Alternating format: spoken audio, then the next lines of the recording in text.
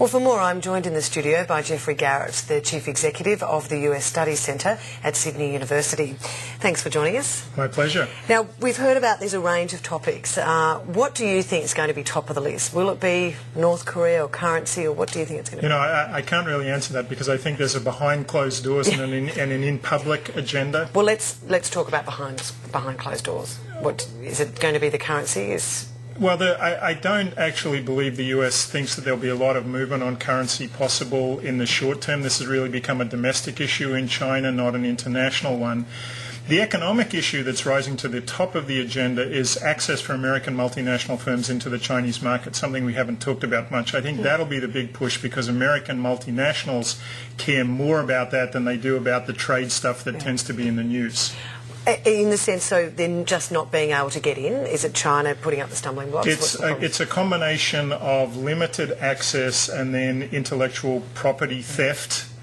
So American firms are clamoring for access. They can typically only get minority stakes in the Chinese market, and when they're there, they're worried that the reason the Chinese like them there is that they can somehow appropriate the intellectual property. So for multinational firms in the US, that's a big deal. For basic American politics, it's trade and currency because you have this problem of such high unemployment in the US, loss of manufacturing jobs, the kind of story we've heard for a long time now. Do you think realistically is President Hu Jintao, does he have to listen to Barack Obama in regards to currency and obviously Barack Obama wants him to increase the value of the yuan, but why is it in Hu Jintao's interest to listen?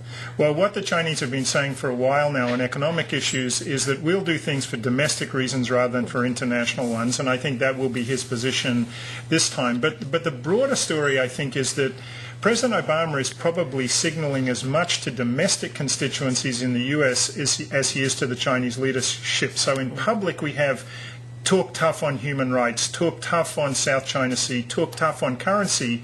But behind closed doors, he's probably saying, I've got to say these things to an American domestic public. Let's just work our relationship because this is a relationship where we know we have a lot of differences. It's in both our interests to manage those differences rather than to try to resolve them or do away with them. Yeah, so look, Joseph Nye, Professor in International Relations at Harvard University, he said that he was in Beijing last week and right now the mood in China is that the US is in decline and that China should push harder. And that's caused a worsening of relations. Do you agree with that? Yeah, I think that's one of the big stories in the post-global financial crisis world. The Chinese are more confident and assertive than they've been before, not only on the economic issues, but we've seen it in terms of military presence in the South China Sea, testing new military systems.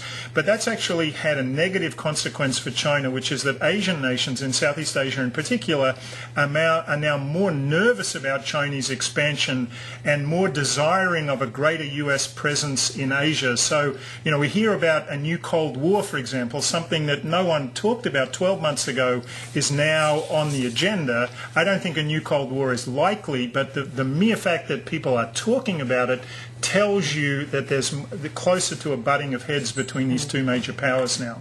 If you're saying that a lot of these things that we're hearing about, currency and a range of other issues, human rights, is obviously for President Obama to tell the American public, then how significant is this visit in the sense of what are they going to be able to achieve in that meeting? Well, I think not very much. So if you compare it, for example, with Obama's visits to Asia last year, so strategic partnership with Indonesia, strategic partnership with India, nothing like that. But the pomp and circumstance really matters to the Chinese, and the fact that President Hu is getting the full state visit with a state dinner is very important.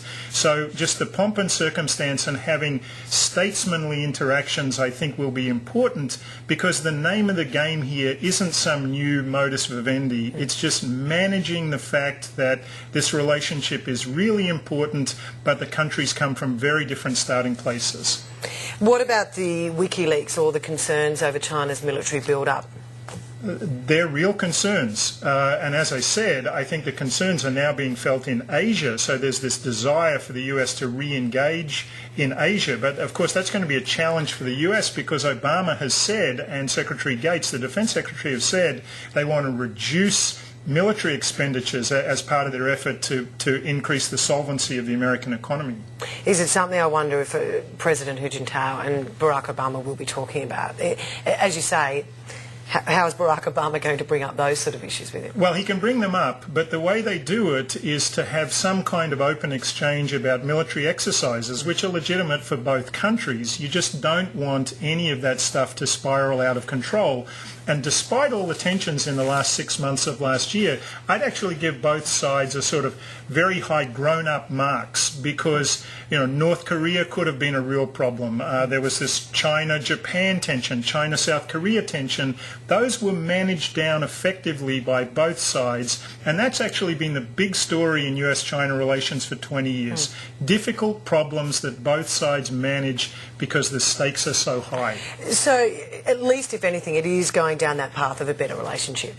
It's a managed relationship. It's not about shared values and interests the way Obama is now talking with lots of countries. It's managing a relationship based on this economic codependency and a knowledge that these are the two most important military powers in the world as well. And neither side wants confrontation, but they know they have differences. So managing that is a big challenge, but both sides thus far have been able to rise to that challenge.